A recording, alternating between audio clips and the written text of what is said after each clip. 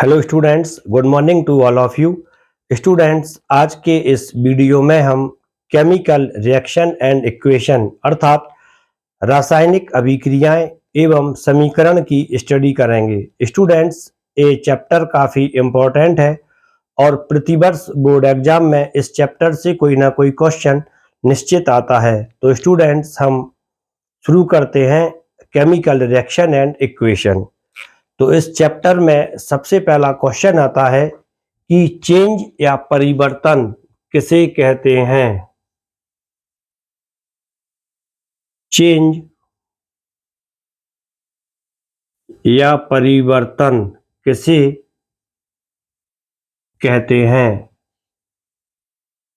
सबसे पहला इसमें एक क्वेश्चन आता है कि चेंज या परिवर्तन क्या होता है। तो जैसे जब हम जल या वाटर के लिए गर्म करते हैं तो यह जल वाष्प के रूप में बदल जाता है या वाटर वेपर के रूप में बदल जाता है। इसी प्रकार जब हम जल या वाटर के लिए ठंडा करते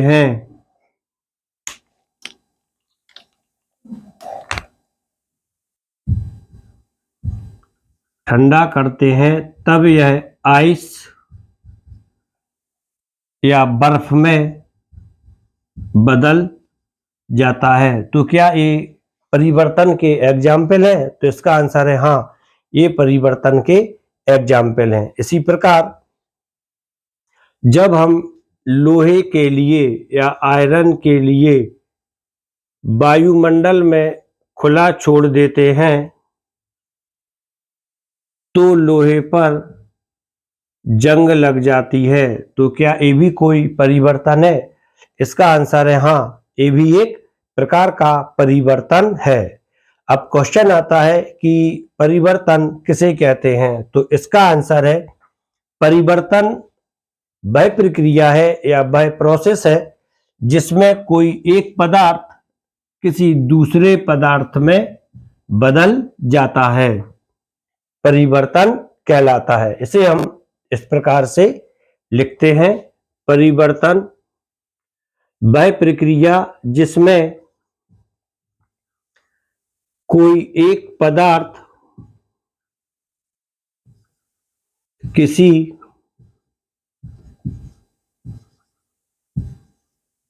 दूसरे पदार्थ में बदल जाता है या एक पदार्थ के दूसरे पदार्थ में बदलने को परिवर्तन कहते हैं। एक पदार्थ किसी दूसरे पदार्थ में बदल जाता है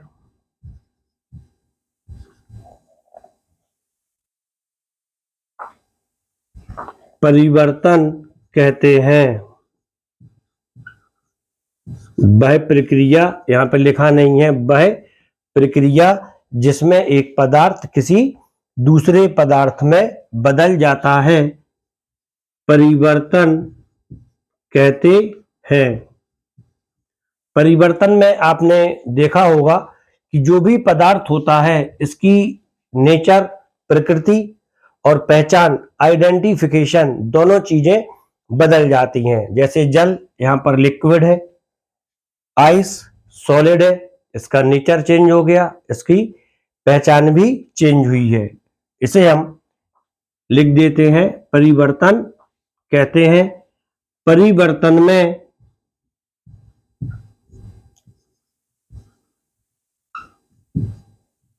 पदार्थ की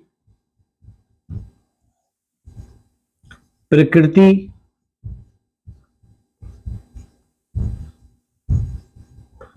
व पहचान दोनों बदल जाते हैं। पहचान दोनों बदल जाते हैं।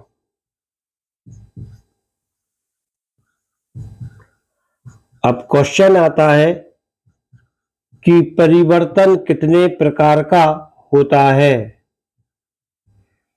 परिवर्तन के प्रकार। तो परिवर्तन के प्रकारों का अध्ययन दो आधार पर किया जाता है। परिवर्तन के प्रकार।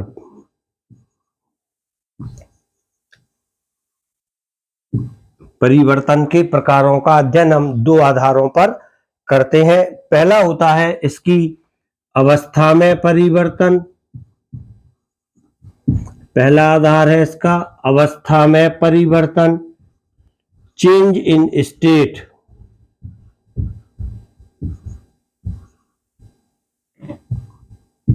और दूसरा होता है इसके संगठन में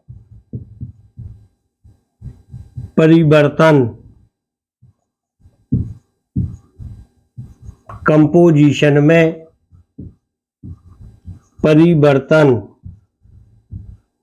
यहां पर जो अवस्था दिया है, अवस्था का मतलब है इसके भौतिक गुणों या फिजिकल प्रॉपर्टीज।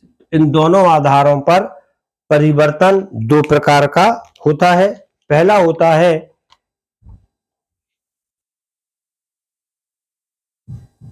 नंबर 1 भौतिक परिवर्तन।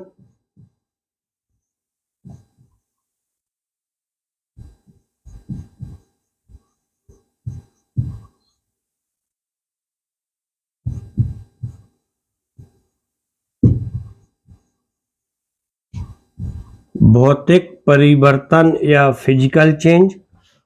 और दूसरा होता है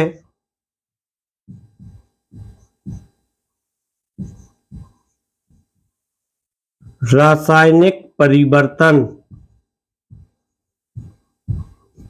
या केमिकल चेंज।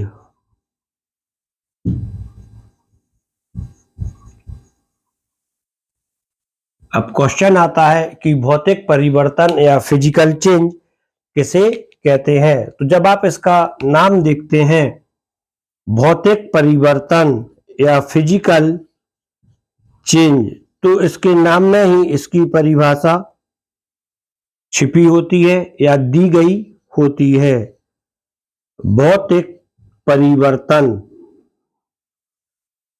या फिजिकल चेंज। अब आप इसको देखें कि वो परिवर्तन जिनमें किसी पदार्थ की भौतिक अवस्थाओं में परिवर्तन होता है, अर्थात किसी भी पदार्थ की भौतिक अवस्थाओं में होने वाला परिवर्तन भौतिक परिवर्तन कहलाता है। भौतिक अवस्था जैसे ठोस, द्रव और गैस। जब कोई एक पदार्थ किसी एक अवस्था से दूसरी अवस्था में बदल जाता है तो इस प्रकार का परिवर्तन भौतिक परिवर्तन है। जैसे जल का जल वाष्प में बदलना, जल वाष्प का पुनः जल में बदलना, जल का बर्फ में बदलना और बर्फ का पुनः जल में बदलना।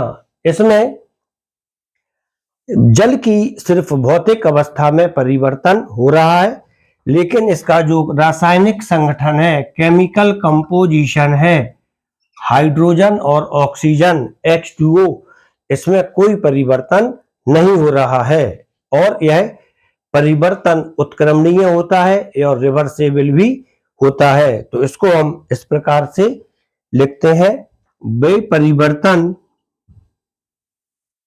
जिनमें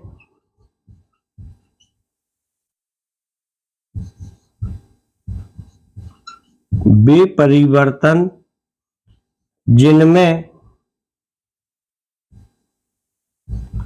पदार्थ के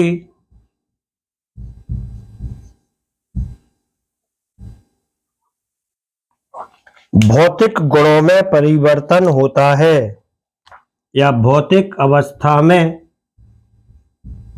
परिवर्तन होता है।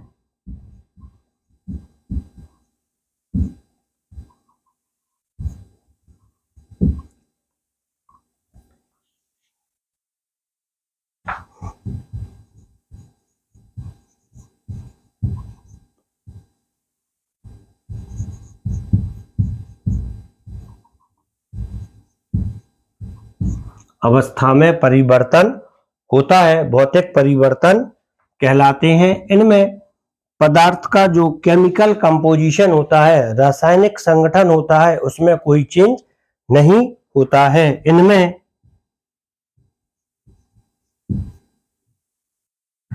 पदार्थ के संगठन, इनमें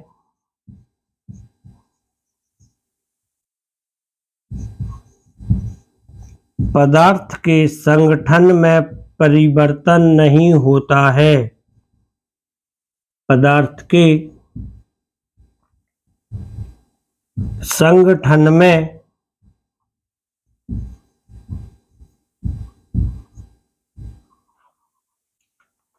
परिवर्तन नहीं होता है। इसके अलावा जो भौतिक परिवर्तन होता है, भौतिक परिवर्तन उत्क्रमणीय होता है या रिवर्सेबल होता है। यह परिवर्तन उत्क्रमणीय होता है, जैसे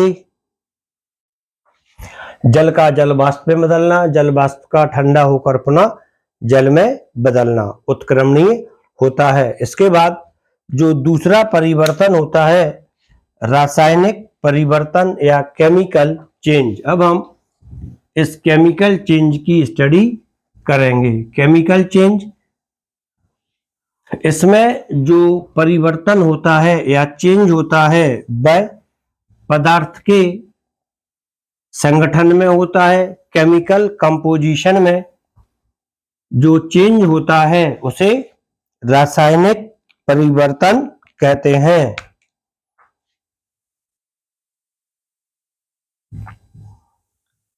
रासायनिक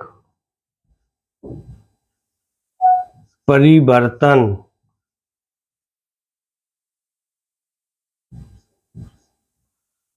इसके नाम में ही इसकी परिभाषा दी है, परिवर्तन रासायनिक, अर्थात जो परिवर्तन इसके रासायनिक संगठन में होता है। इसके मतलब पदार्थ के रासायनिक संगठन में जो चेंज होता है वह परिवर्तन रासायनिक संगठन, रासायनिक परिवर्तन कहलाता है। वे परिवर्तन जिनमें, परिभाषा वही रहेगी, सिर्फ इसमें पदार्थ के भौतिक गुणों की जगह हमें लिखना है रासायनिक संगठन। वे परिवर्तन जिनमें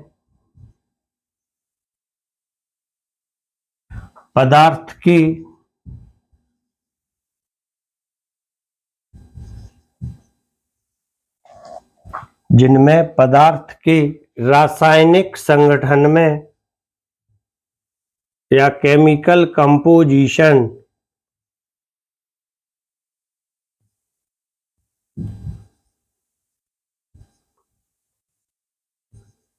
रासायनिक संगठन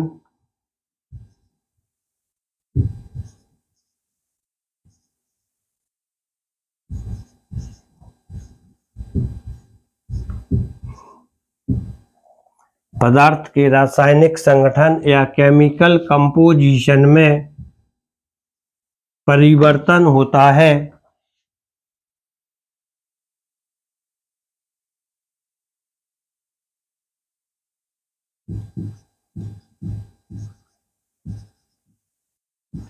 रासायनिक परिवर्तन कहलाते हैं।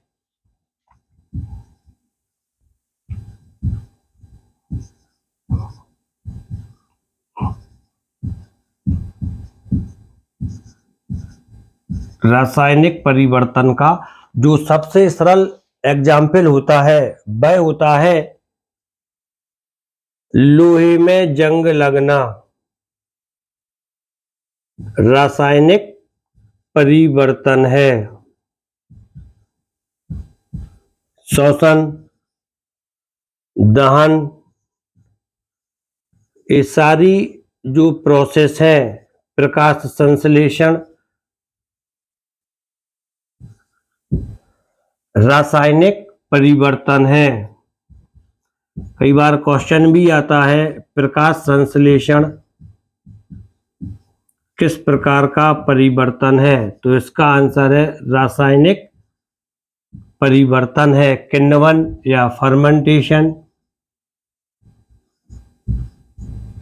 ये सारे एग्जाम्पल केमिकल चेंज के होते हैं, रासायनिक परिवर्तन के होते हैं। अब क्वेश्चन आता है कि हम रासायनिक परिवर्तन के लिए किस प्रकार से व्यक्त करते हैं। अब यहां से आपको थोड़ा ध्यान देना है, तभी आपके कॉन्सेप्ट यहां से क्लियर होंगे। रासायनिक परिवर्तन के लिए हम कैसे व्यक्त करते हैं, अगला टॉपिक रहेगा रासायनिक परिवर्तन को व्यक्त करना। रासायनिक परिवर्तन को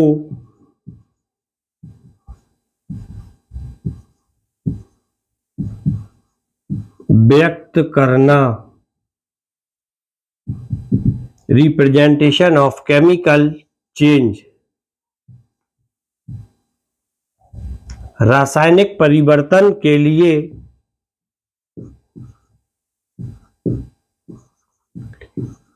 रासायनिक अभिक्रिया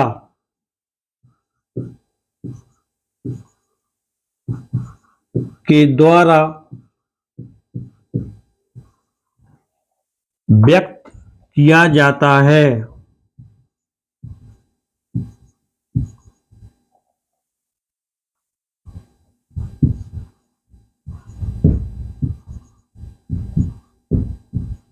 पुनः क्वेश्चन आता है कि रासायनिक अभिक्रिया किसे कहते हैं।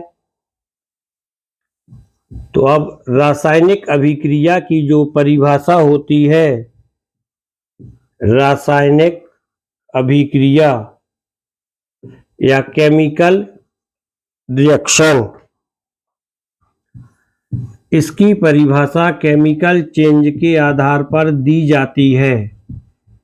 केमिकल रिएक्शन किसे कहते हैं, रासायनिक अभिक्रिया या केमिकल रिएक्शन किसे कहते हैं।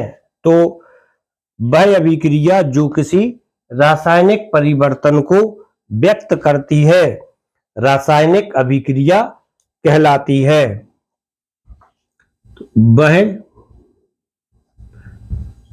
अभिक्रिया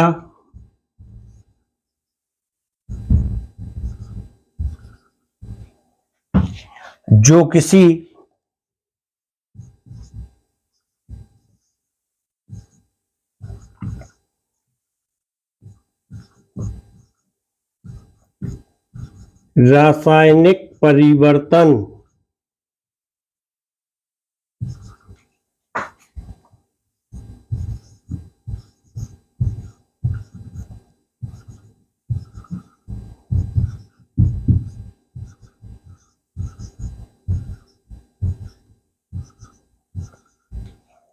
रासायनिक परिवर्तन को व्यक्त करती है, रासायनिक अभिक्रिया कहलाती है।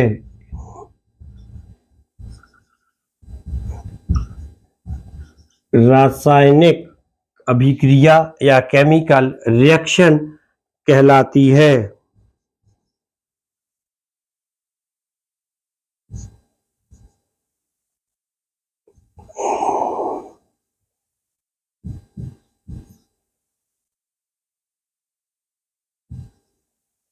अभिक्रिया कहलाती है। जैसे थोड़ा यहाँ पे आप इसको कॉन्सेप्ट यहाँ पे क्लियर कर रखें। जैसे हमने यहाँ पे लिख दिया मैग्नीशियम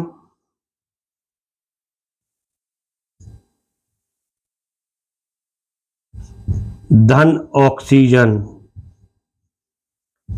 मैग्नीशियम धातु है, तो जब भी कोई धातु ऑक्सीजन से क्रिया करती है तो धात्विक ऑक्साइड बनते हैं। तो मैग्नीशियम ऑक्सीजन से क्रिया करके धात्विक ऑक्साइड के रूप में मैग्नीशियम ऑक्साइड बनाता है। यहां पर लिख दिया मैग्नीशियम ऑक्साइड। यह एक रासायनिक अभिक्रिया है। अब क्वेश्चन आता है, क्या हम एग्जाम में इसी प्रकार से रिएक्शन लिखेंगे, रासायनिक अभिक्रियाएं लिखेंगे? तो इसका आंसर है नहीं। रासायनिक अभिक्रियाओं के लिए हम रासायनिक समीकरण के द्वारा व्यक्त करते हैं। ये क्या था? एक रासायनिक परिवर्तन था। रासायनिक परिवर्तन के लिए हम रासायनिक अभिक्रिया के द्वारा व्यक्त करते हैं, और रासायनिक अभिक्रिया को हम इस प्रकार से ना लिख के रासायनिक समीकरण के द्वारा लिखते हैं। तो अब क्वेश्चन आता है कि रासायनिक समीकरण किसे कहते हैं? ये कौन आपकी समझ में आ गया होगा? रासायनिक परिवर्तन। रासायनिक परिवर्तन के लिए हम रासायनिक अभिक्रिया के द्वारा व्यक्त करते हैं, और रासायनिक अभिक्रिया को हम रासायनिक समीकरण के द्वारा व्यक्त करते हैं। रासायनिक समीकरण, केमिकल इक्वेशन। तो हमारा जो अगला टॉपिक है वह टॉपिक है रासायनिक समीकरण या केमिकल इक्वेशन क्या है। इसके पहले रासायनिक समीकरण की स्टडी करने से पहले यदि आपसे पूछा जाए आप ये कैसे निर्धारित करेंगे कि यहाँ पर रासायनिक अभिक्रिया हुई है अथवा नहीं हुई है, अर्थात आप रासायनिक अभिक्रिया की पहचान कैसे करते हैं, तो आपका क्या आंसर होगा? अब हम इसी टॉपिक को पहले लेते हैं, रासायनिक अभिक्रिया की पहचान।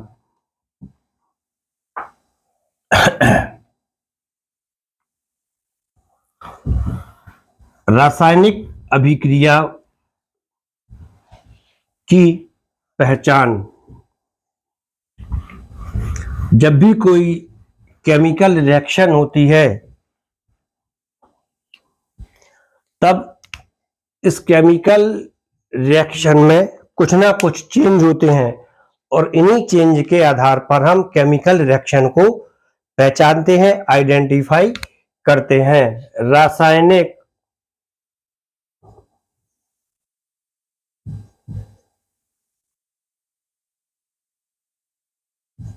अभिक्रिया की पहचान। क्वेश्चन आता है कि आप किसी रासायनिक अभिक्रिया को कैसे पहचानेंगे? Identification of chemical reaction. तो जब भी कोई केमिकल रिएक्शन होती है इसमें निम्न चेंज होते हैं। रासायनिक अभिक्रिया के दौरान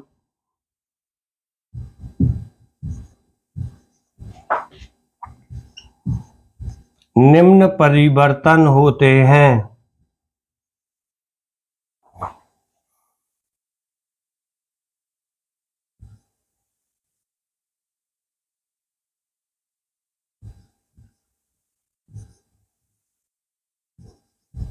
पहला परिवर्तन जो होता है वह होता है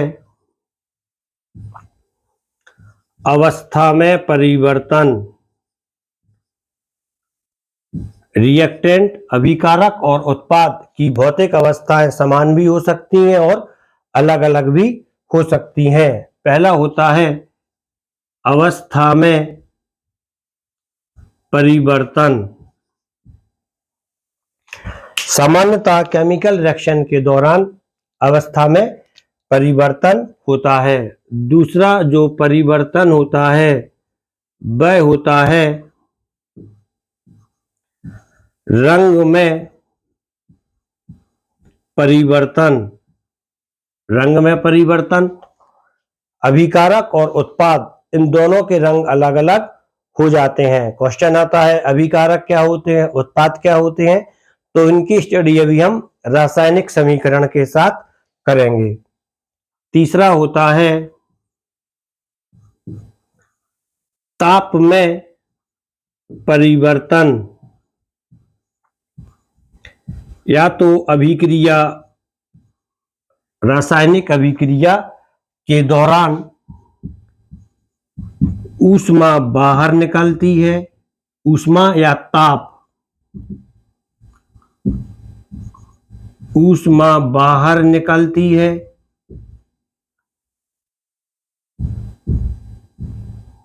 और ऊष्मा बाहर निकलती है अर्थात ये अभिक्रिया ऊष्माक्षेपी या एक्सोथर्मिक है। और यदि ऊष्मा का अवशोषण होता है, शोषण होता है, तब यह अभिक्रिया ऊष्मा शोषी है। क्वेश्चन इस प्रकार से भी पूछा जाता है कि ऊष्माक्षेपी अभिक्रिया क्या है, ऊष्मा शोषी अभिक्रिया क्या है, तो इनके आंसर भी आप लिख सकते हैं। और जो चौथा परिवर्तन होता है वह परिवर्तन है गैस का उत्सर्जन। सामान्यतः रासायनिक अभिक्रियाओं के दौरान बहुत सारी गैसों का उत्सर्जन होता है, बहुत सी गैसें बाहर निकलती हैं, जैसे hydrogen, carbon dioxide, CO2, SO2, sulphur dioxide, ये सारी गैसों का उत्सर्जन होता है। और पांचवा जो फैक्ट है जिससे रासायनिक अभिक्रिया की हम पहचान करते हैं वह फैक्ट होता है अवक्षेप का बनना, फॉर्मेशन ऑफ प्रेसिपिटेट। अवक्षेप का बनना, अवक्षेप क्या होता है, किसी रासायनिक अभिक्रिया के दौरान बनने वाले अघुलनशील पदार्थ को अवक्षेप कहते हैं। तो इन्हीं 5 आधारों पर हम यह कह सकते हैं कि कोई रासायनिक अभिक्रिया हुई है अथवा नहीं हुई है। अब इसके बाद जो अपना टॉपिक था कि हम किसी रासायनिक अभिक्रिया को कैसे लिखते हैं, क्या ऐसे ही लिखेंगे मैग्नीशियम धन ऑक्सीजन, मैग्नीशियम ऑक्साइड, तो इसका आंसर है नहीं। किसी भी रासायनिक अभिक्रिया के लिए हम रासायनिक समीकरण के द्वारा व्यक्त करते हैं या लिखते हैं। तो अब हम रासायनिक समीकरण की स्टडी करेंगे। रासायनिक समीकरण,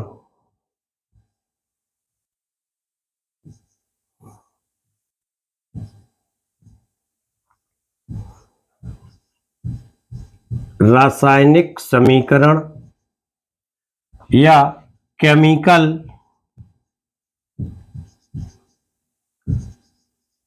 इक्वेशन। सबसे पहला क्वेश्चन यही होता है कि रासायनिक समीकरण या केमिकल इक्वेशन किसे कहते हैं। तो कोई भी जो रासायनिक अभिक्रिया होती है, इस रासायनिक अभिक्रिया में जो पदार्थ होते हैं उनको हम उनके प्रतीकों के द्वारा और सूत्रों के द्वारा लिखते हैं और व्यक्त करते हैं। अर्थात किसी रासायनिक अभिक्रिया के पदार्थों को उनके प्रतीकों अथवा सूत्रों के द्वारा लिखना रासायनिक समीकरण कहलाता है। इसे हम निम्न प्रकार से लिखते हैं, किसी रासायनिक अभिक्रिया को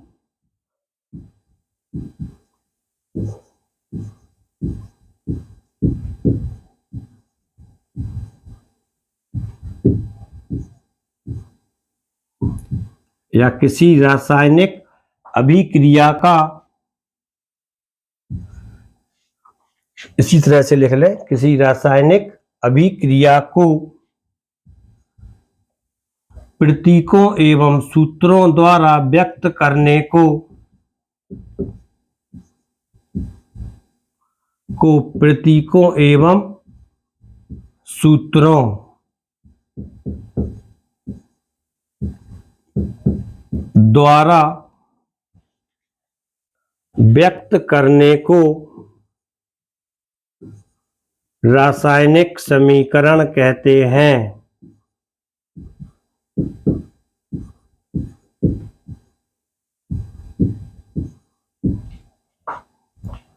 रासायनिक समीकरण कहते हैं। इसको हम दूसरे प्रकार से भी लिख सकते हैं। समीकरण और रासायनिक, अर्थात वह समीकरण जिसमें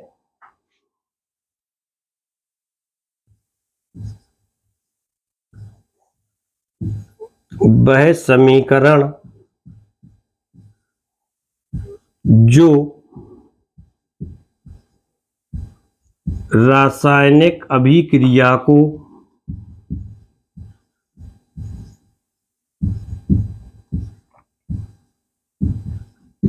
प्रतीकों एवं सूत्रों द्वारा व्यक्त करता है। रासायनिक अभिक्रिया को प्रतीकों, इसका मतलब है रासायनिक अभिक्रिया में प्रयुक्त होने वाले पदार्थों के प्रतीकों एवं सूत्रों। रासायनिक अभिक्रिया को प्रतीकों एवं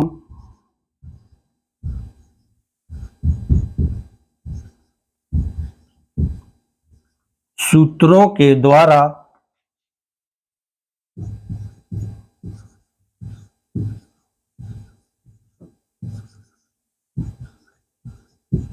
व्यक्त करता है,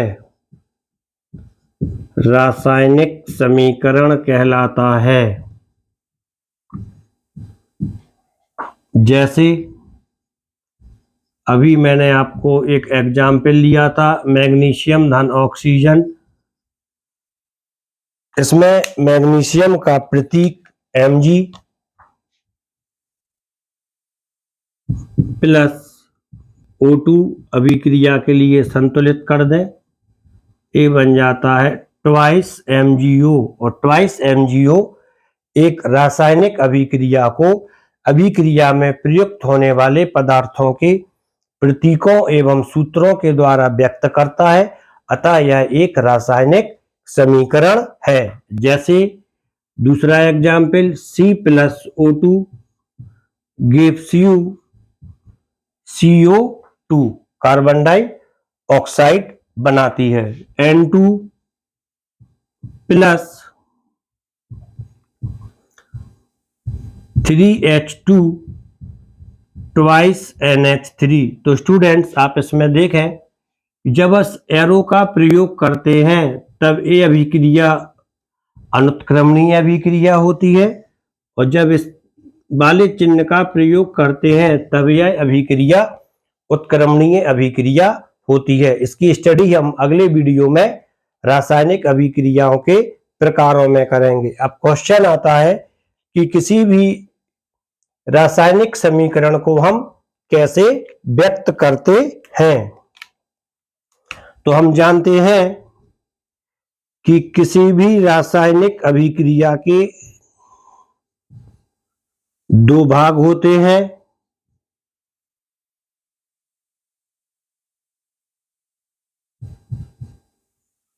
पहला होता है अभिकारक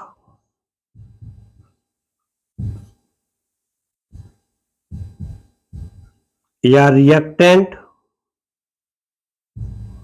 और दूसरा होता है उत्पाद या प्रोडक्ट।